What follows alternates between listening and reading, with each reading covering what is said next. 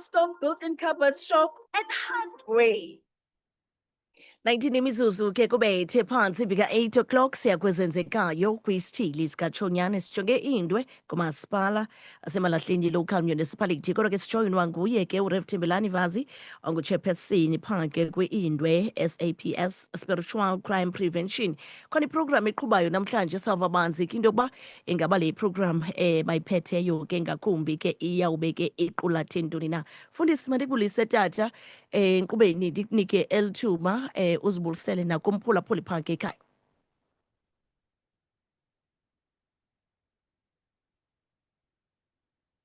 Andikuva ke mfundisi wami ingathi imike yakho ivalekile, ngicela just unmutele nje imike ingathi imike yakho ivalekile kwelo cala. Yes. Mandibulise kuwe msasazi weVukani FM nabaphulaphuli bonke beliziko kwindawo aphulaphuli bekuzo ngale ntsasa yangoLwesithathu. Ndithi bhotani mzwakuthi, inkosi. Nkosi kakhulu. Mfundisi sijonge kwiprogram yanamhlanje nikeza ke umdla kakhulu ngakumbi kumhlaba waseindwe nalapho ke nizawuqhuba ke SAPS community indaba kodwa ke nijonge ngcakasane kulo mhlaba waseindwe. Khakusicacisele banzi malunga neprogram yanamhlanje. Msasazi, eliphulo namhlanje liphulo liza kube lilapha eindwe liza ke ngale desika kuthiwa phaya emapoliseni ngu-Spiritual Crime Prevention okhokelwa ziinkokheli zakwamoya uquka ezo esizazi ngoba esizazi okokuba thina ngamagqirha abefundisi amaxhwele bonke nje abantu abasebenza ngomoya bayinxalenye yale nkqubo yanamhlanje apha eindwe. Le nkqubo ke msasazi yindlela ejolise ekuboniseni into okokuba le nto ilulwaphulo mthetho ayonto nje esingayirigada as something that is legal only, kodwa inamacala amabini phakathi apha kuyo. Okokuqala, ulwaphulo mthetho lunakho ukujongwa ngokwendlela yokuziphatha komntu. Okwesibini, nangokomoya ngoba umntu lo wakhiwe kabini, he is physically and also is an emotional body. So nolwaphulo mthetho ke emntwini lujongwa around those perspective. So le nkqubo yanamhlanje ke yenziwa i-Spiritual Dex in particular iyinxalenye yentsebenziswano phakathi kwamapolisa naphakathi kwe-faith sector ekulweni ulwaphulo mthetho. Njengoba amapolisa wona ejongene ngcakasana nomzimba lo in terms of their approach xa besilwa umthetho, le desika kuthiwa ngu-Spiritual Crime Prevention yona ijongana i-approach yayo it's spiritual in terms of their initiative xa besiya kulwaphulo mthetho ekuhlaleni. So le nkqubo yanamhlanje ke msasazi izawuba zizigaba ezimbini nanjengobona phaya kwi-social media liya kulaa poster. Okokuqala, siza kwenza okucoca zonke ezi zakhiwo zikarhulumente zilapha endwe, ii-department ke ukutsho. Mhlawumbi msasazi abaphulaphuli baza kubuza yintoni unobangela waloo nto. Yes. Asingobahambeli apha eindwe, singabalapha, singabahlali, siyazazi iingxaki ezambethe le dolophana yethu incinci.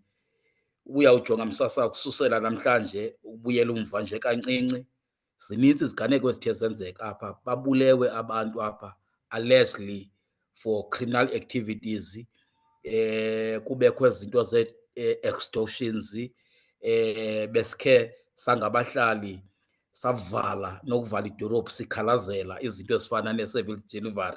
Iyakuxelela ke msasazi uba sikho isithuba phakathi kwethu norhulumente okanye amaziko sicinga into yoba bekufanele ukuba azisa i-service delivery kuthi.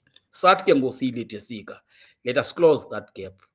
Masifumane indlela yokusebenza sonke as i-community nee-departments ezikhoyo apho. So le nkqubo yethu kusasa namhlanje izawube ingena door to door kwezi department for few minutes, sisenza imithandazo, sisenza le nto kuthiwa yi-cleansing msasazi.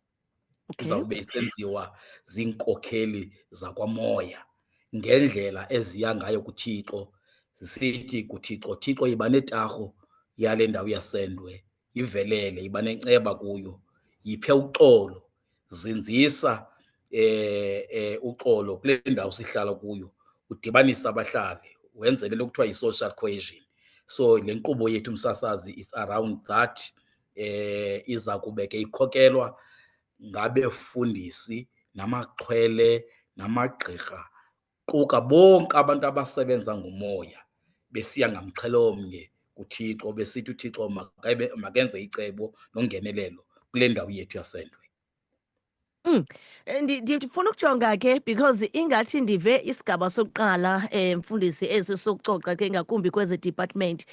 Okwesibini nisuka niye phi also mhlawumbi ukhawulelana nabahlali abafuna uba yinxalenye yale program kuza kwenzeka njani? Nanjengoko senditshilo msasazi into yoba enye yemigomo yale nkqubo yethu kukuba thina singabahlali kule ndawo yaSendwe siyohlala phantsi, sifakane imilomo, sikhangele ezi zinto sizixakileyo, ze sithi sawukuzi-identifya ezi zinto sicinga into yoba zingunobangela woba sibe kule meko inje, sihlale phantsi thina siye kule nto kuthiwa yi-community violence indaba.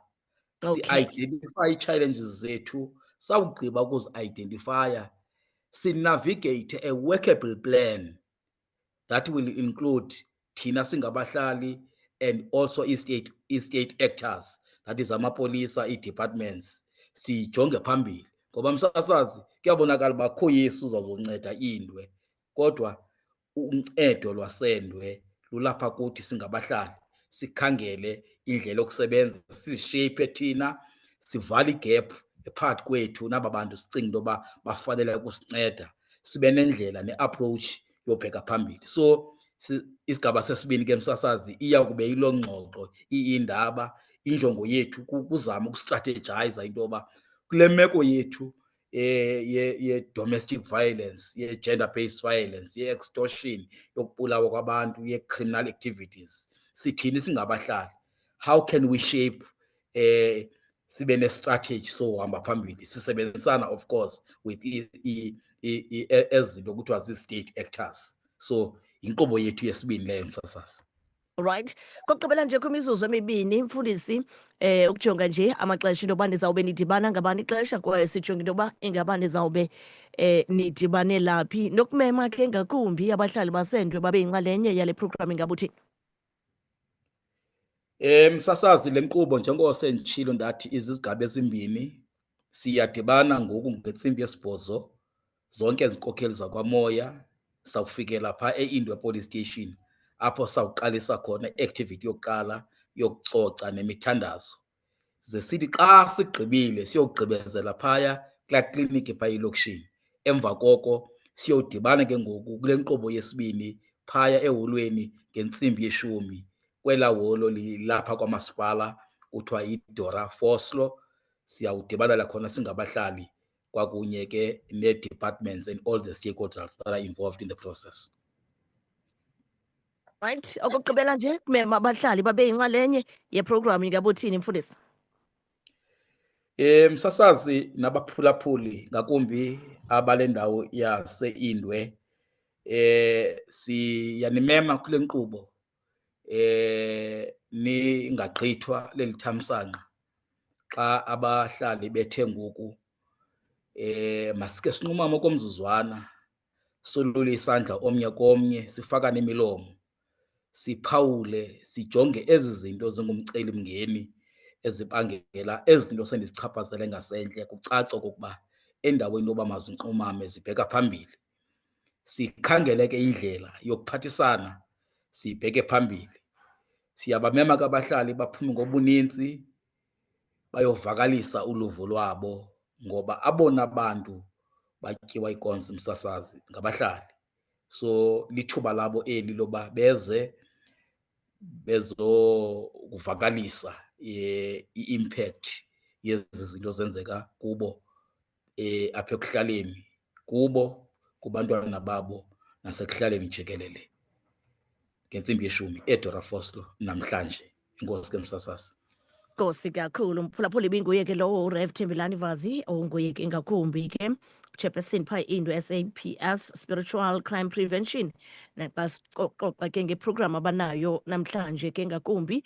Nkosi kakhulu ke mfundisi, masibulele tata ngexesha othe wabeke usiphalo nasithembe ke neprogram yanamhlanje aba impumelelo. Manibulele kuwe msasazi nakubo bonke abaphulaphuli. Enkosi kakhulu. Thank you. Nkosi kakhulu, right? Thatha loo nto sibeka phaa ke kwimizuzu masiyenze 8 minutes kube ithe phaa ke intsimbi